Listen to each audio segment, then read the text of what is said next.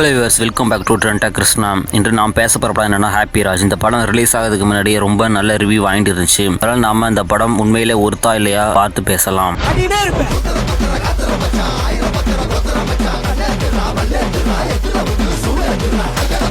முதல்ல கதையை பார்த்தா ஒரு romantic comedy plus emotional drama. Hero Prakash ஒரு அன்லக்கில் காதல் வாழ்க்கையுடைய பையன். எதையும் ட்ரை பண்ணாலும் லவ் செட் ஆக மாட்டேங்குது.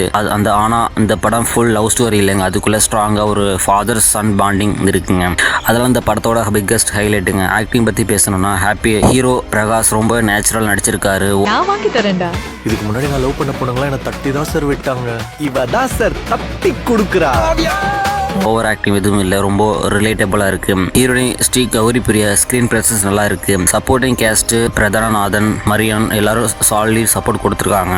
ஃபர்ஸ்ட் ஆஃப் ஃபுல்லா லைட் காமெடி, சில சீன்ஸ் நல்லா சிரிக்க வைக்கும்.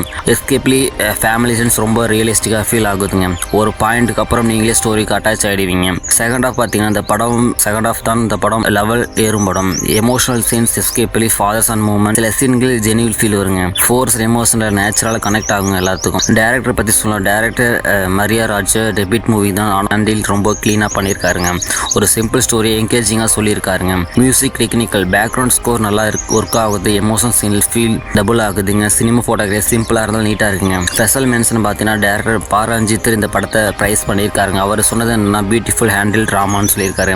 இதுல இருந்து புரியுதுங்க கண்டென்ட் ஸ்ட்ராங்னு. ஓவரால் பார்த்தா இந்த படம் மாஸ் கமர்ஷியல் இல்லைங்க, ஆனா என்கேஜிங் பண்ணும் கிளீன் ஃபேமிலி என்டர்டெய்னருங்க. ஃபர்ஸ்ட் ஆஃப் ஃபன்னா இருக்கும், செகண்ட் ஆஃப் எமோஷனல் பர்ஃபார்மன்ஸ் ஸ்ட்ராங்காக இருக்குங்க. ஃபைனலாக இந்த படத்துக்கு ரேட்டிங் பார்த்தீங்கன்னா 5க்கு 4 கொடுக்கலாங்க. ஒரு குடும்பத்தோட பார்க்கலாம். Feel good movie. ஓவர் எக்ஸ்பெக்டேஷன்லாம் போனால் கண்டிப்பாக பிடிக்கும். இந்த படம் பார்க்க போறீங்களா, ஆல்ரெடி பார்த்துட்டீங்களா? கமெண்ட் சொல்லுங்கள், லைக் பண்ணுங்கள், சப்ஸ்கிரைப் பண்ணுங்கள். அடுத்த வீட்டில் சந்திப்போம். Thank for friends.